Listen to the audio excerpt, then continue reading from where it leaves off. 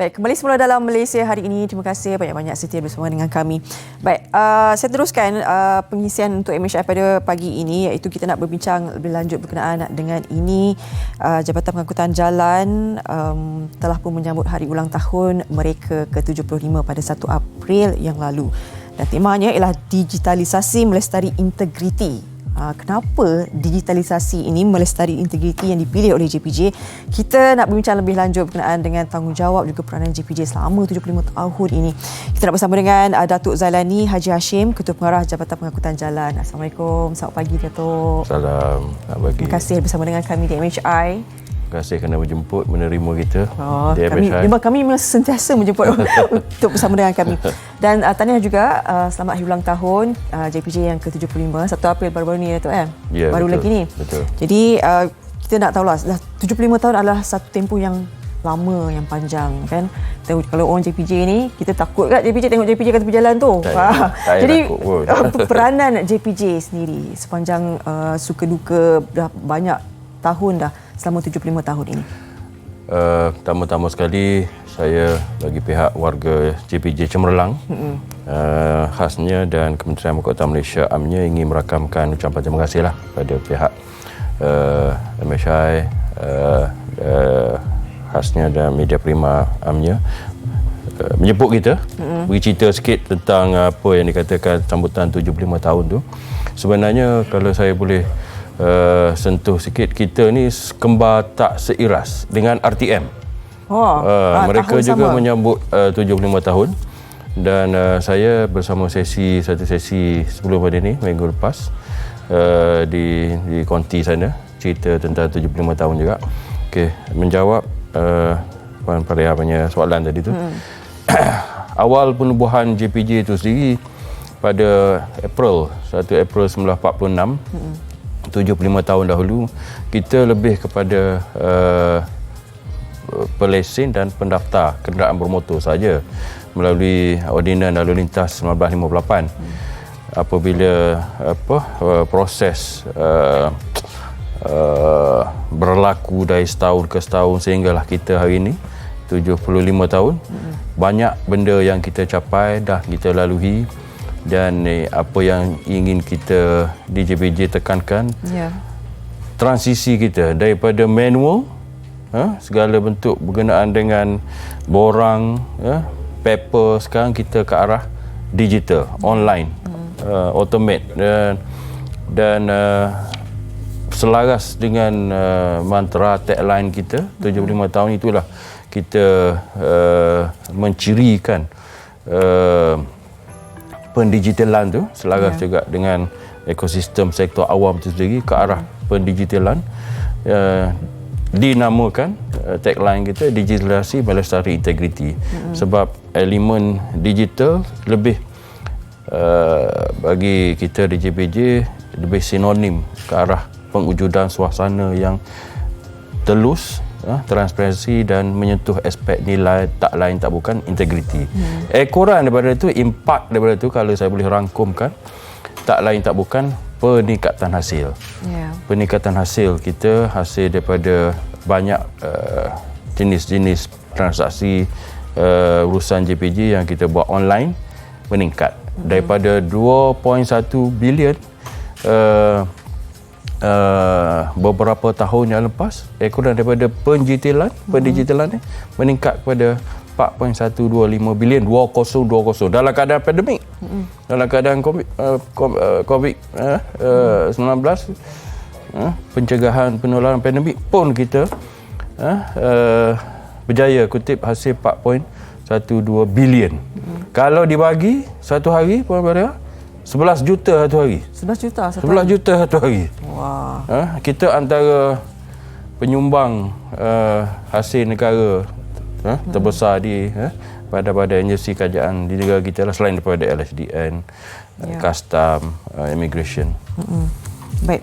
Bila ini antara tema yang menjadikan sandaran oleh JPJ sendiri, kan, digitalisasi melestari integriti. Kita tahu ini zaman dah bertukar dan sebagainya. Jadi cabaran utama yang perlu dihadapi oleh pihak penguatkuasaan sendiri adalah bagaimana setiap pegawai perlu tahu, kan, sistem yang baru diwujudkan dan sebagainya. Jadi bagaimana Datuk melihat ini sebagai satu orang kata senjata baru pihak penguasaan untuk meneruskan? Sebenarnya saya ingin baiki sikit apa punya statement tadi. Kita bukan saja dilihat sebagai penguasaan. Jadi macam kita tak nak nampak kasar sangat. Kita pun ada elemen advokasi. Walaupun pada zahirnya kita menguatkuasakan 3 akta utama, iaitu Akta Pengurusan Jalan 1997, Akta Pelaksanaan Kenderaan Perdagangan 1997 dan Akta Pengangkutan Awam Darat APAD 2010. Tetapi yang saya cakap elemen advokasi adalah sebahagian daripada nilai yang kita terapkan supaya masyarakat tahu kita tidak terlalu brutal, salah saja saman. Dan yang kita dapati di lapangan memang terpaksa kita buat, terpaksa kita lakukan, kita kena ambil tindakan. Itu sebenarnya matlamat kita untuk mengawasi kenderaan, pemandu itu sendiri dan lalu lintas. Sebab 3 elemen penting dalam penguasaan yang saya cakap dan advokasi itu melalui pendidikan, pencegahan dan penguasaan. 3 elemen ni kita zahirkan pula di bawah. Ada 5 elemen yang lebih terperinci, iaitu advokasi, literasi ni penggunaan all these things, literature ni ataupun online. Yang ketiga adalah provokasi. Provokasi ni kalau contoh kita di lapangan, kita tak isu saman, kita tak buat penguasaan direct, kita cakap, kamu telah melakukan kesalahan sekian-sekian, kamu buat satu kali lagi, ini tindakan dia. Itu provokasi. Ada amaran. Yang keempat, notifikasi. Notifikasi kalau saya boleh bagi salah satu contoh, section 114 kita, kita panggil temu siasat. Temu siasat di pejabat. Makna kata kamu bersalah, subjek berkenaan berlaku kesalahan di dalam jera, datang ke pejabat, kita isu. Ini yang public salah faham.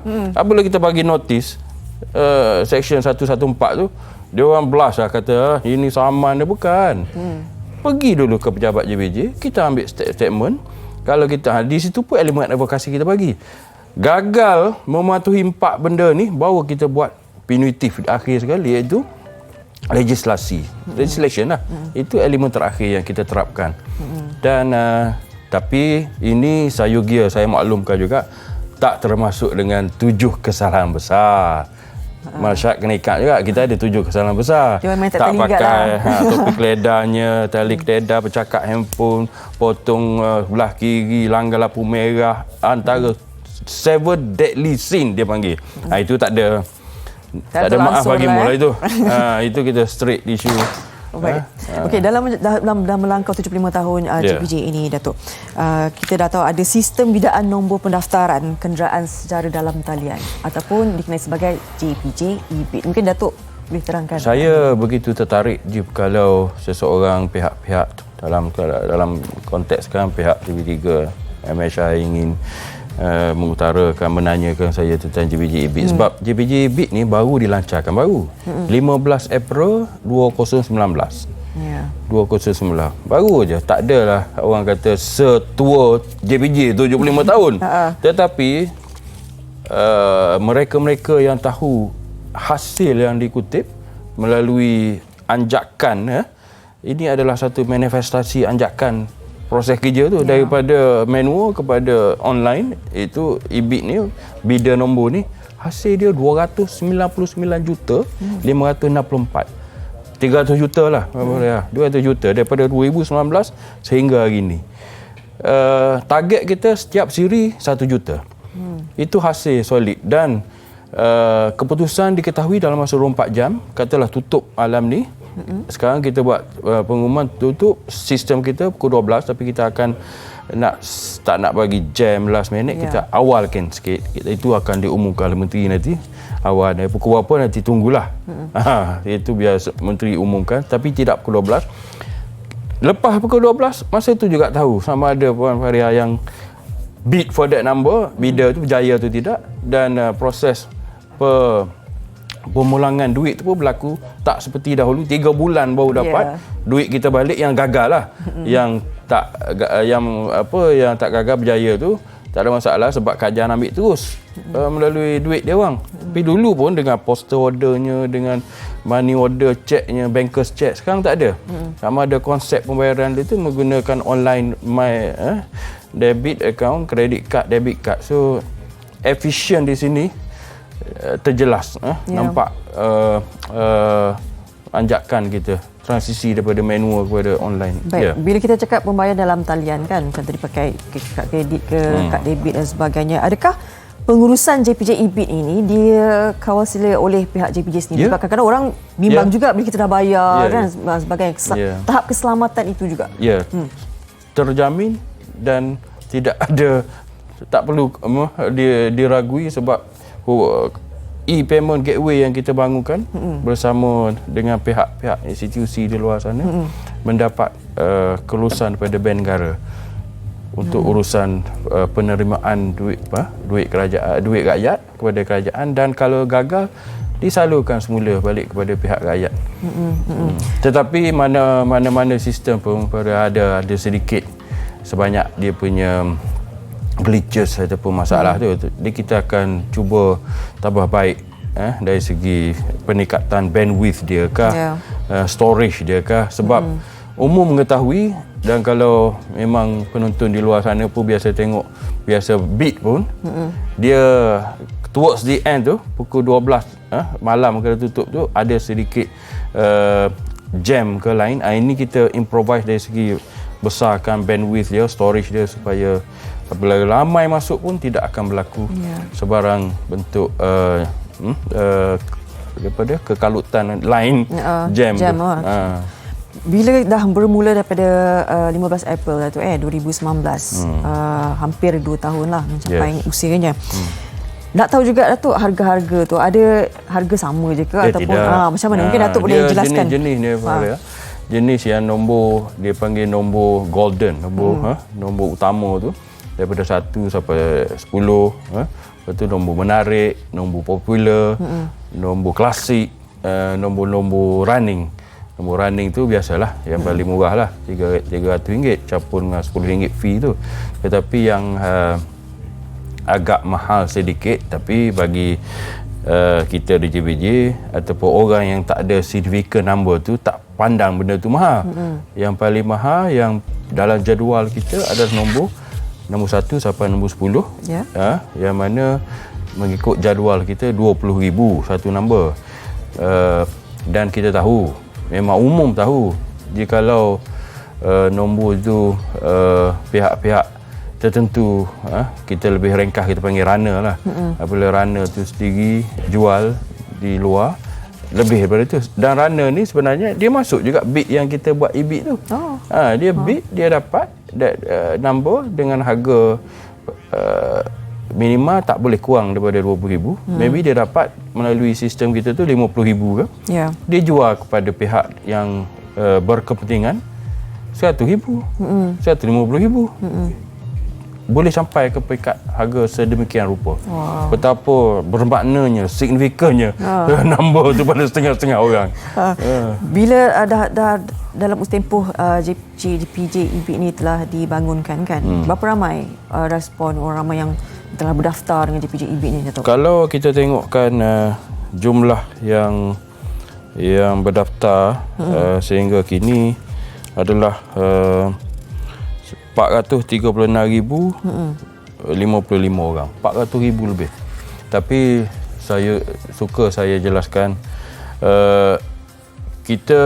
saya lah secara personal, antara hasil kita ini dan hasil kita satu lagi Saman, saya tak berbangga jikalau Saman itu meningkat. Hasil tu kira tu patut bangga lah kan, tapi tak, sebab jikalau korelasi di antara statistik kemalangan tu juga meningkat. Kalau betul hasil tu kurang, makna kata penguasaan kita, kesedaran masyarakat di luar sana lebih jelas tentang kepatuhan, ketatasusisilaan di jalan raya, kemalangan mesti kurang. Kemalangan mesti kurang. Tapi tak apa, kita rela hasil Saman kurang pun, janji statistik kita bukan tergolong dalam statistik kemalangan tu, statistik juga kurang. Kita dari JPJ kita happy, kita gembira kalau korelasi itu sedemikian rupa.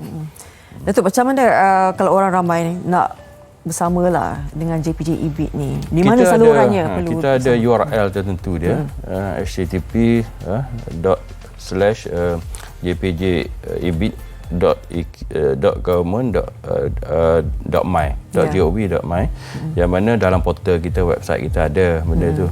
Dan setiap negeri ada dia punya promo EBIT tu. Dia standardized saja, cuma kita tahu negeri berkenaan flag tu, bendera di atas kereta yang dipamerkan melalui promo JPJ EBIT tu. Negeri tu membedakan nombor siri negeri tu, nombor siri negeri ni. So bagi saya saya bukan orang kata macam saya kata lah, tak ada nak promo gila-gila untuk JPJ EBIT saja, sebab kita ada lagi servis-servis atau perkhidmatan lain. Macam kita akan buat pengumuman oleh pihak menteri nanti pada 12 bulan April, JPJ EQ tu pun ke arah pelestarian pendigitalan tu. JPJ EQ kalau saya boleh sentuh sikit, kalau sekarang kita tengok line berleka-leka dekat kaunter, sekarang ni kita pakai handphone je, tapi kita scan my code, QR code tu, tanya kita nak buat bisnes apa, mula sekali tahu nombor apa kita dapat. Katalah nombor sekarang kita dapat nombor 100. Sekarang tengah serve nombor 80. So ada 20 orang di depan kita, ada timing bawah tu. Berapa lama nak sampai. So kita tak perlulah beratur. Kita pergilah ke makan roti canai ke apa semua. Apabila dekat time itu kita datang. Itu antara pelestarian pendigitalan juga yang kita apply kan. Satu lagi kalau saya boleh sentuh. Boleh, Datuk. Yang promo tentang penguasaan menggunakan GoPro. Saya rasa pihak penonton di luar sana pun biasa tengok tentang promo penguasaan JPJ pakai motor. In fact masa saya datang tadi pun pihak UPB, unit peronda bermotosikal kita, guna konsep tu. Ada kamera GoPro atau helmet.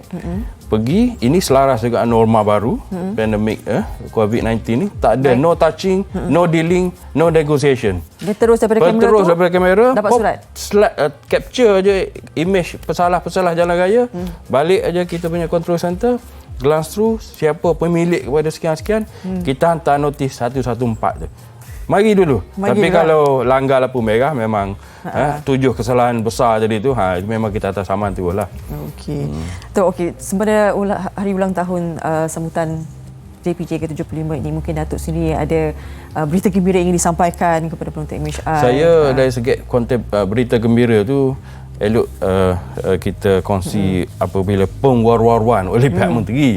Tapi suka saya sentuh sedikit beberapa perkara tak bukan lain daripada pengisian kepada sambutan JPJ 75 tahun tu dari segi pengerangan saman kah, JPJ EQ tadi kah, kios, penggunaan kios ni kalau pemain biasa pergi tak perlu beratur dah. Kios kita ada 2 biji kurang-kurangnya di setiap pejabat kaunter JPJ dan rakan-rakan strategik seperti Pos Malaysia, Puspakom pergi gunakan mesin tu, dapat 9 jenis perkhidmatan melalui mesin tu, antara lain lesen memandu, road tag, print VOC,